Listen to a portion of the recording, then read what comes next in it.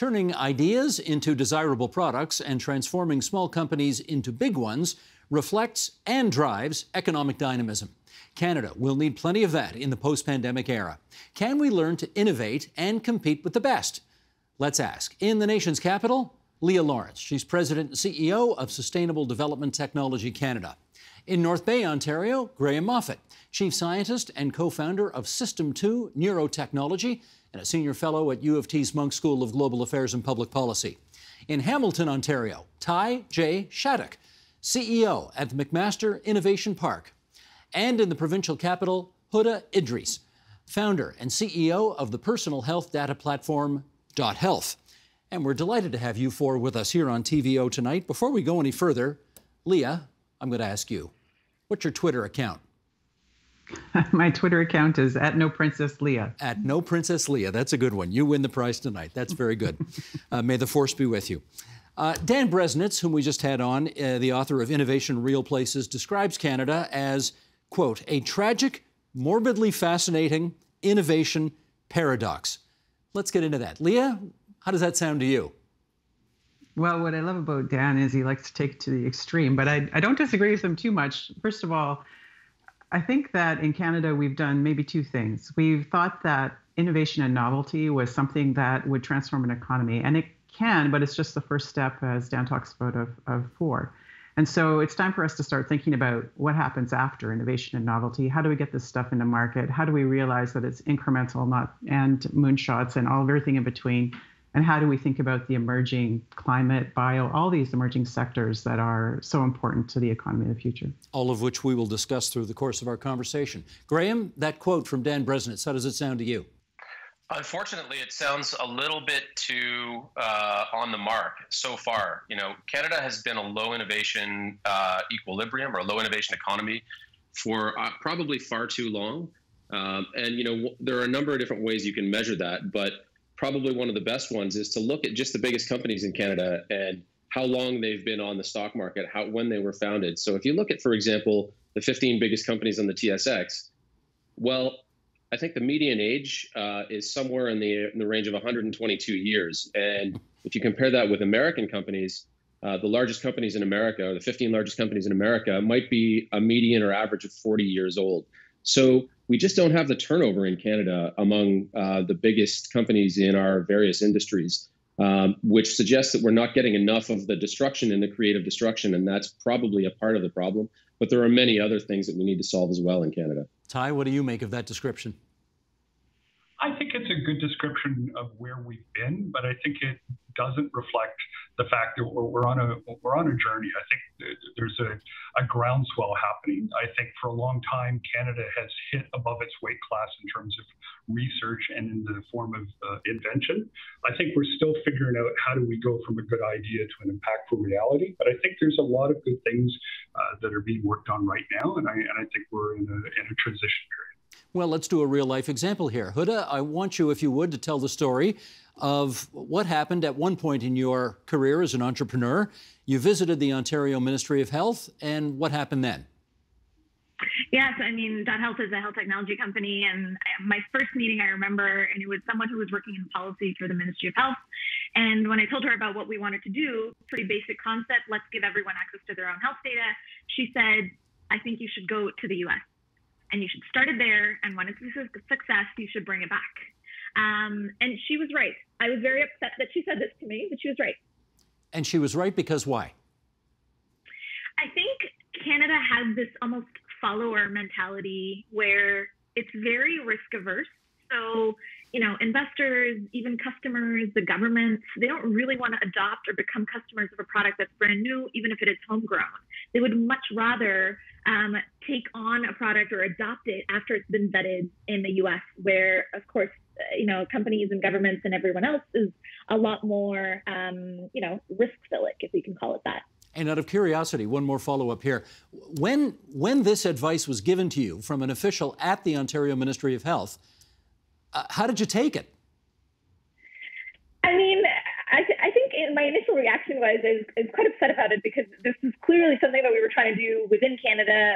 You know, .health as a company I think has been successful because it started in Canada. So I have lots of sort of almost contradictory points to it. I'm glad I didn't listen to her advice right away, but when we did roll out into the US, which was earlier this year, it has accelerated our growth quite a bit. So perhaps we should have done it earlier, and I'm not sure. I think hindsight's 2020, but I do think adoption in Canada early on was really difficult for us for the same reasons that I was talking about a little bit earlier. Graeme, let me put something else Dan Bresnitz said to you and get your comments on this.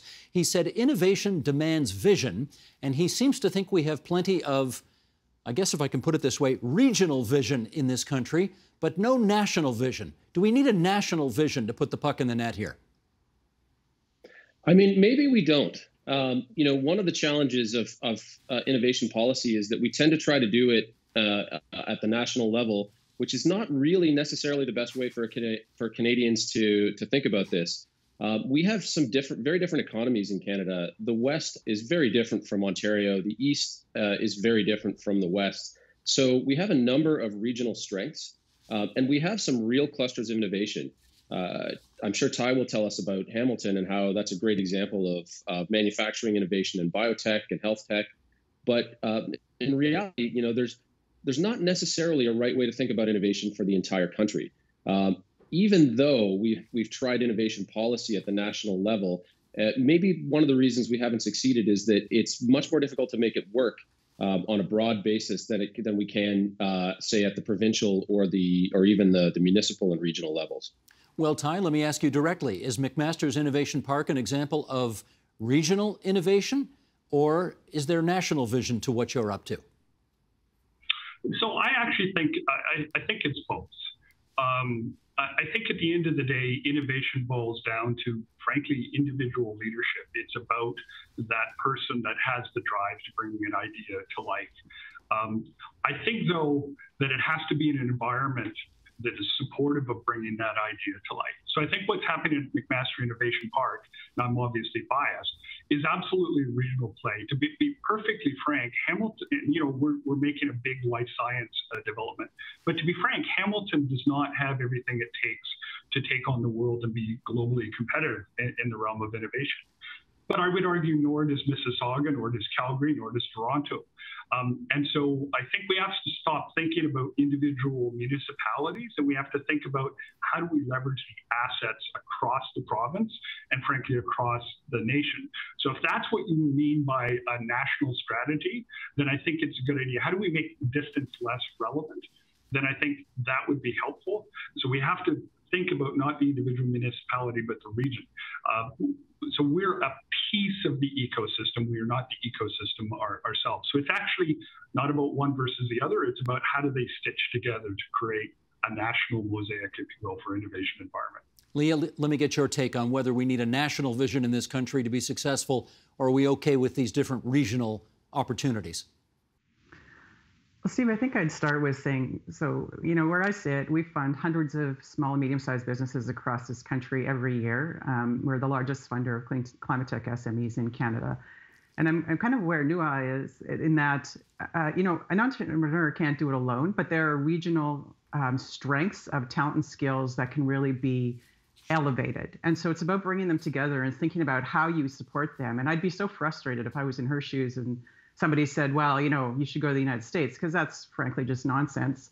What you want to do is you want to bring people together to understand where the investment's coming about, how the talents and skills are going to work, and how, yes, you can connect when perhaps that growing and emerging group of entrepreneurs might not have all the skills they need to get to scale.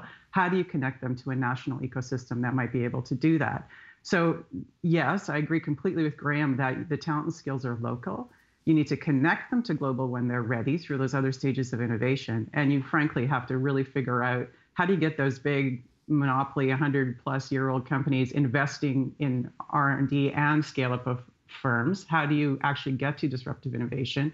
And how do you make sure your policy environment actually supports that? Frankly, it's not about fire in the belly at all. That's ridiculous. These entrepreneurs like Huda, you know, they are hitting a barrier after barrier after barrier when they try to scale in Canada. And it's about time we tried to figure that out and help them versus tell them to go to the United States. Let me just follow up on that. When you say, Leah, that advice was nonsense, Do you mean it's not true, or do you mean they shouldn't have given it, but it may be true? I think that probably it's the path to least resistance if you don't want to change any of our innovation and regulatory infrastructure in Canada. But that, frankly, is not good enough. We have to change some of that. We have to think about that. That's what we try to do at SDTC every day. So, for example, I'll give you a climate tech example. Lithium-ion battery recycling, we have to figure out how we think about that as an ecosystem for inputs to materials as opposed to an industrial waste, which right now is an older regulatory system based on different kinds of products and services. So this is technical, it's technocratic. Huda doesn't have time to figure that out, nor to figure out the regulatory system if that was the business she was in. So it's incumbent upon some of the others of us, Ty, Graeme, and others, to make sure that we anticipate those barriers and get them out of the way. Gotcha. Huda, get back in here if you would, and give me your take on this. We know that Canadians, they have definite views on some area of public policy. I suspect they're very interested in tax policy. I suspect they're very interested in health policy and education policy, and from time to time, the justice system as well, and so on. How engaged do you think they are in the whole range of issues around innovation? I think the average Canadian is likely, following a lot of what is already status quo. And I think a lot of the times the way we present success in this country is how people will expect the pattern to look like for other companies as well. And I thought that was really interesting. So Dan's book talks about the difference between RIM and Shopify as companies. And I thought that was a really good parallel to draw, because I think that the average Canadian today says, well, Shopify was a success, despite the fact that they were mostly American VC backed. Most of the money actually flowed through to Wall Street compared to a lot of Canadians. That is the sort of formula that I think the average person thinks we should follow. Add that to the whole VC buzz, where everyone wants to be a VC backed startup and believes that VC backed startups are the only way to grow. Most of them will often say, and I get this question all the time, where they'll say, well, when are you moving your headquarters to the United States? We're headquartered in Toronto. This is a very common, I think, pattern recognition for the average person. When it comes to policy in general, even for someone like me, who I would like to think I'm really engaged, it wasn't until I started DOT that I started becoming very interested in how policy dictated what you could or couldn't do, not just as an entrepreneur, but just as even an engaged citizen. What you were able to either ask about, what you were able to know about. If you look at other countries and you look at Canada, we have a much harder time, even as, non-entrepreneur, just like an engaged citizen, trying to find out basic information in this country, because just access to information in Canada is so difficult, let alone for an entrepreneur like me, who is going into something that's so entrenched like healthcare, where these policies are, hundreds of years old, they've never been touched. And to be able to update that, I do think you need that innovation thread to come in to almost create a reason for this policy to change. Because I don't think the sort of mass movement of people will either ever be there or we'll get to the point where we can actually create change. Ty, can I get your sense of how much you think everyday Canadians are seized of the issue of innovation and the significance it could play in their lives? Unfortunately, I don't think they're seized at all by it. I think you listed a bunch of policy areas from taxes and environment and so on and so forth. But the reality is innovation is not separate from that. It's part of it. And I think innovation is largely a misunderstood word that people and frankly politicians throw around, but very few people know what it means. So innovation, ecosystems, these are all really important things, but does the average Canadian sit around over dinner and talk about them? No, they talk about the economic environment, they talk about their taxes. But the reality is innovation is the means by which we improve the economic environment. It's the means by which we create businesses and employees that are able to pay taxes and stuff like that. But I don't think they sit around the dinner table and talk about innovation per se. And I think that's something that we should work on to understand. It's a mechanism, it's a means to improving the economic environment. But right now, the average Canadian doesn't think about it. Well, let me put that to Graeme then. You're in North Bay, Ontario right now, where I suspect a lot of everyday Canadians sit around the dining room table every night talking about how they're going to pay their bills and what's happening next with COVID-19 and so on. They may not be thinking about how is innovation today going to help intellectual property tomorrow and make my life better the day after. So how would you impress upon them the significance of what you're up to? So, one thing about innovation is that it's really the source of all increases in prosperity. Productivity growth, which is what innovation can achieve for us, is about doing more with less. So being able to produce more goods and services with either the same amount of materials and labor input or fewer. So really, if we're going to become richer as a society, and this is especially important as the age and a working age population of Canada decreases, and this is true across really the whole world, we're going to require more and more innovation to maintain our level of prosperity. And I think this is absolutely critical that this comes across. The other point I want to make is that, I think we tend to talk a lot about innovation as something that has to do with technology, maybe even high tech and new companies and big tech and things like that. Whereas in fact, really what happens is, the most important way to think about innovation is this is something that all firms should be doing and can be doing. So this doesn't just happen in big cities. It doesn't just happen in Silicon Valley. It happens in places like North Bay. In, for example, the mining technology sector, which North Bay is a major important center. There's lots of innovation here in companies that you wouldn't traditionally think about as technology companies. And the same is true in Hamilton and the steel industry and traditional industries. So innovation is really something that has to happen everywhere if we're going to continue to improve our prosperity. I suspect what I'm about to read is going to be like waving a red flag in front of a bull here, but I'm going to read something that's a bit in your face. From Tobias Lutke, the German-born Canadian billionaire, founder and CEO of Shopify. And here's what he had to say about Canada's culture of competitiveness and some of the issues that we've been talking about already here this evening. It's just unfortunate truth that Canada is at best a go-for-bronze society, just in terms of its ambitiousness. This is why these amazing companies are being created and then sell way too early, usually to American investors. I want to find the best Canadians I can and tell everyone we are allowed to go for gold.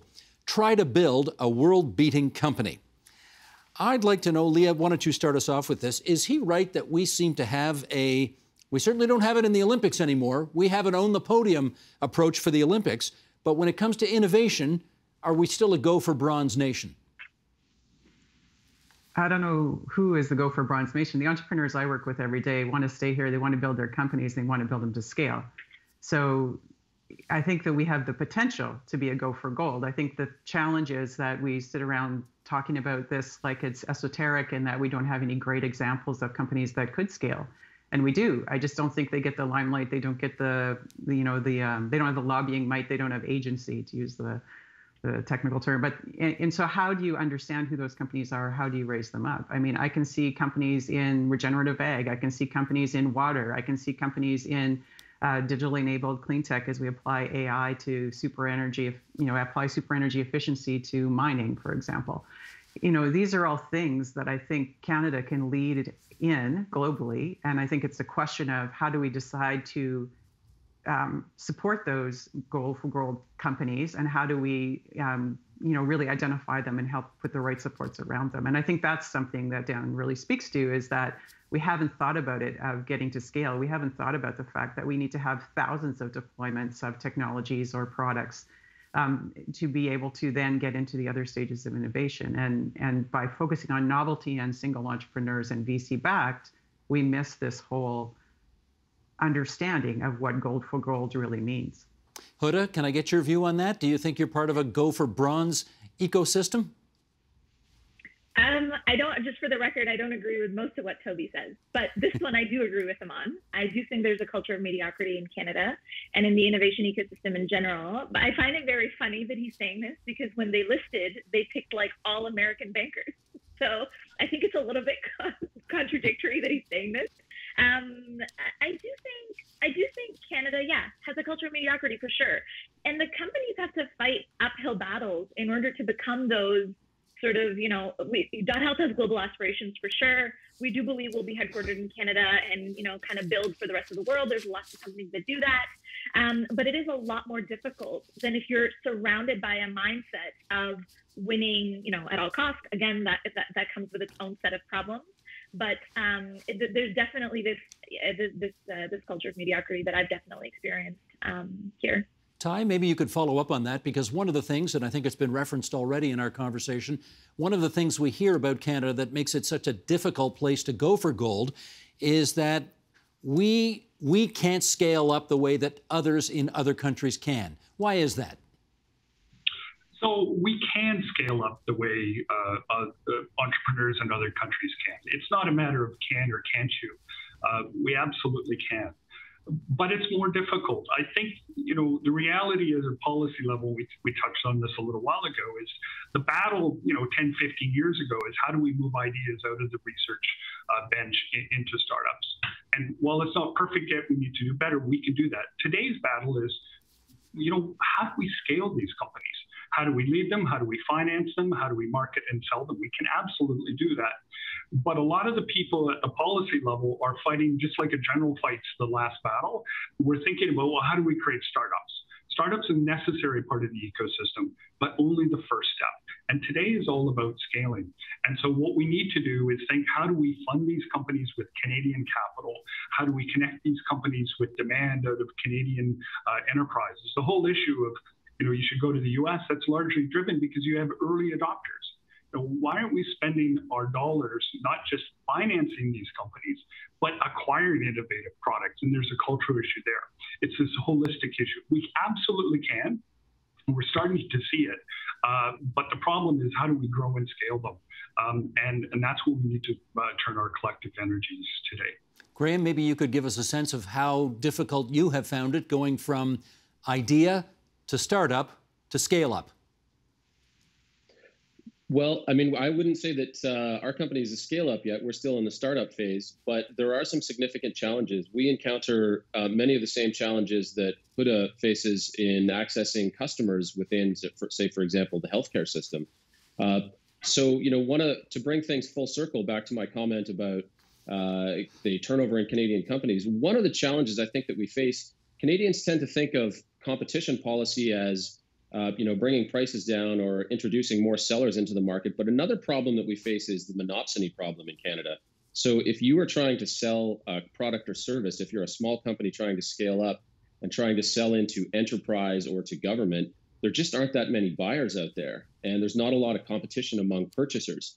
So if we're going to get better at this, one of the things that we're going to have to do is have more competition among purchasers. We have to give the biggest companies in Canada reasons to invest in innovation and to buy, to purchase and source innovative products and solutions so that they can compete.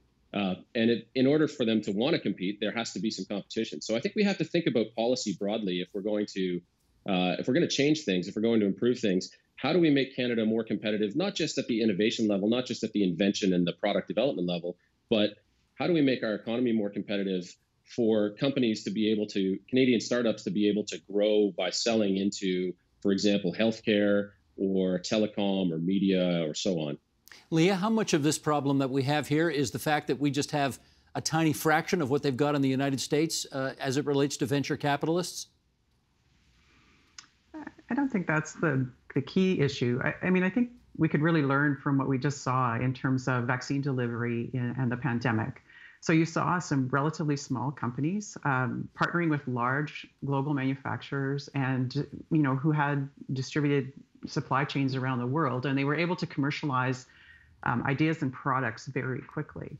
And so I think that, first of all, speaks to you don't have to be a big consuming nation with huge indigenous demands to be able to grow interesting companies and have them be world leaders. You can actually think about, and I think Dan talks about this in his book, how you specialize in key areas of comparative advantage.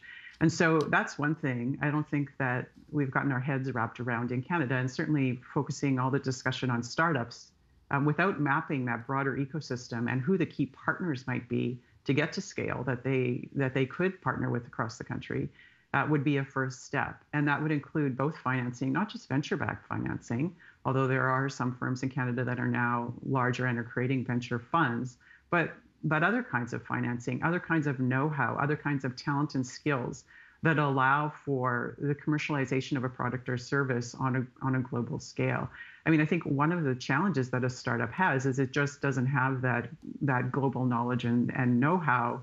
And so it takes sometimes 8 to 12 years to really understand how to hone the product and then figure out how to sell it within the supply chain. These are complex things. So, this is the kind of perspective we need to bring to bear. We need to broaden the discussion beyond venture capital because, frankly, we're awash in capital probably for our companies in North America.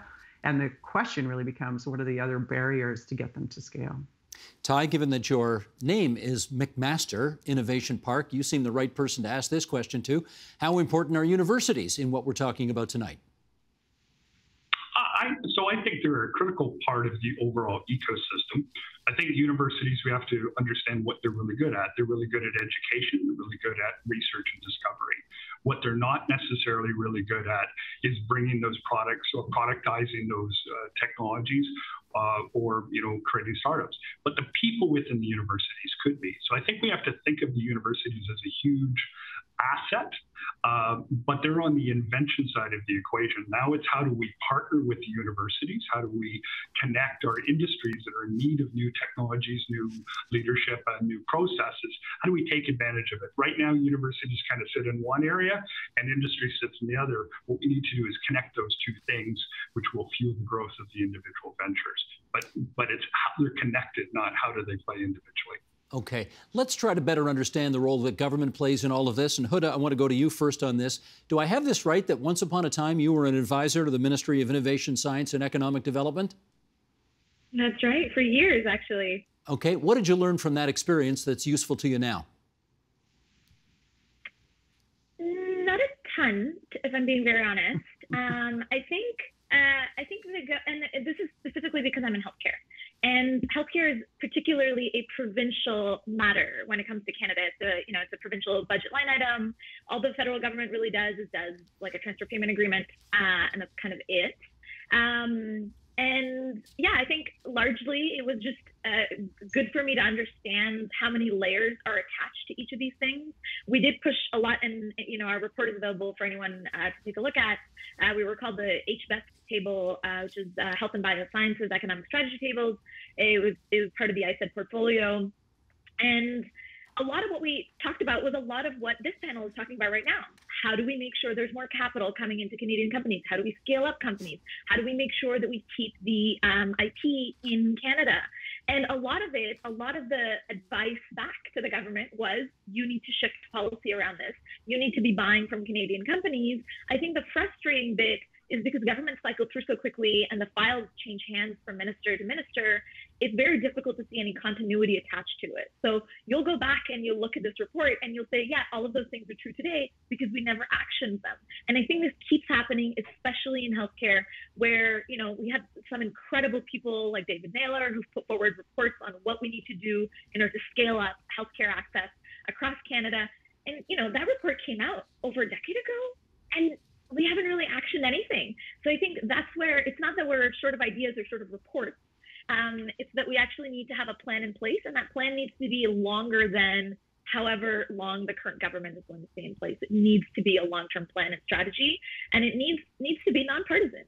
In which case, Graeme, follow up if you would. How important are provincial and/or federal governments in developing those nonpartisan plans that start now and last for years? They're critical. Both levels of government are critical, and they really need to work together better than they do. So I think we're seeing, at the provincial level, we're seeing some really creative things happening, even interprovincial level. For example, we saw Ontario, Saskatchewan, and Alberta committing to the development of small modular reactors, which are probably going to be, hopefully, a critical technology in the energy transition. And these are the kinds of things where provinces can work together, regions can work together, and specialize in the things that they're best at to develop new industries and to grow things. At the federal level, I think it's a little bit less encouraging in the sense that we do see buy-in, but every few years there's sort of a magic bullet approach where people wake up and they want to do something innovative or some innovation policy. There's $1 billion or a few $1 billion allocated, and then it's either not forgotten about, but the next big thing comes along. And they move on and we try something else. And one of the biggest problems in innovation policy at the government level, both provincial and federal, is that we're not really measuring the outcomes. So we really need to be following up on where the money's gone, what's working, what's not. We haven't been doing that to the effect and to the extent that I think we should be. One example of a policy that everyone agrees doesn't really particularly deliver what it's supposed to, but still costs billions of dollars a year, is the federal R&D tax credits, the SR&ED. We seem to be unable to reform this, despite the fact that it's not producing the kinds of outcomes that we want in the form of increased private sector R&D spending. So we really need to look hard at where we're spending the money and continue to measure these outputs. Could you follow up on that? Inform and reform. Yeah, Graeme, follow up on that. If this tax credit is not doing what it's supposed to be doing, what's preventing somebody in the nation's capital from turning it into something that will do what we need it to do? Well, unfortunately, it seems to be the same thing that's preventing us from achieving a lot of innovation outcomes or a lot of reforms to our economy to drive innovation. And that is that there are a lot of vested interests who have a very strong interest in maintaining these kinds of tax credits and maintaining this revenue stream. So it takes a lot of courage on the part of government to attack what is essentially a guaranteed revenue stream for a lot of companies that are not necessarily doing the kind of innovative research and development that this program is designed to encourage. And there's not a big reward to fighting that fight politically. So I think it takes a lot of courage. This might be a sort of a second term or a near the end of a term thing for a government to take on. But we haven't seen a lot of courage on any of these files in reforming some of the less successful programs. And we need more of that. Well, let me throw forward another idea here that may take a bit of courage to do. And Leah, let me get you to weigh in on this first. Is this something we could insist on? Here's the scenario. All intellectual property developed with the support of, let's say, the Canadian government must be held by a Canadian entity. And if that entity wants to sell off to a foreign or American buyer, let's say, they've got to pay back the government subsidy they got that got them to where they are in the first place. Could we insist on that? So actually, Steve, we have that policy already at Sustainable Development Technology Canada. So a number of years ago, we started understanding some of the work that Graeme and Dan and others are doing, and seeing that intellectual property is really, one of the key pillars that needs to be resident in Canada and remain in Canada. And we're also seeing the exit of companies and the IP being transferred to the United States. So actually today, if you get money from SDTC, it does require that if you take that intellectual property out of Canada, that the funds that we have given you over time will be repaid to us. There are some limits on that, but that is exactly the kind of innovation policy we're executing, and I think it's important. And it does happen. You have the policy in place, and it does happen. We haven't had to enforce it yet. It's a good question. But we were following on the themes of the research, and we spoke, as Dan talks about and as others have talked about, to the Israeli Innovation Authority. We understand their history, and then we've been adapting to suit here in Canada. So these are the kinds of things we're doing. We also are looking at how do you fund longer in terms of scale-up activity, in terms of the companies that we serve, and how do we think about how to break down those barriers. These are all, really day in and day out, very unsexy things that you really need to do if you're going to change innovation policy in Canada. And I think that's the first step. And I would just touch maybe on one thing that you asked earlier. I think one of our challenges too is universities aren't the behold and end hold of innovation policy in this country. I can think of an example of an entrepreneur that is currently in Saskatoon, First Nations gentleman, developed some new tools that are being piloted in Canadian Tire. How do we connect? And I think Dan talks about this in the book. How do we connect innovators that might be in the local community that don't necessarily have an association with large universities across the country, who also might have good innovation ideas? And that is really the true basis of an innovation nation, where you're mobilizing everybody on that journey. Gotcha. Sheldon, keep that shot up for a second. I got 20 seconds left. Out of the four of you, hands up, who is brimming with enthusiasm and optimism about Canada's innovation prospects? Show of hands, please. I am. I think there's potential. Okay, 2 out of 4. 2 out of 4. We got to reconvene this panel down the road and see if we can get 4 out of 4 and whether it merits a 4 out of 4. I want to thank Leah, Graeme, Ty, and Huda for joining us on TVO tonight for a most important and timely discussion about innovation. Thanks so much, you four. Thank you. Thank you. The Agenda with Steve Paikin is made possible through generous philanthropic contributions from viewers like you. Thank you for supporting TVO's journalism.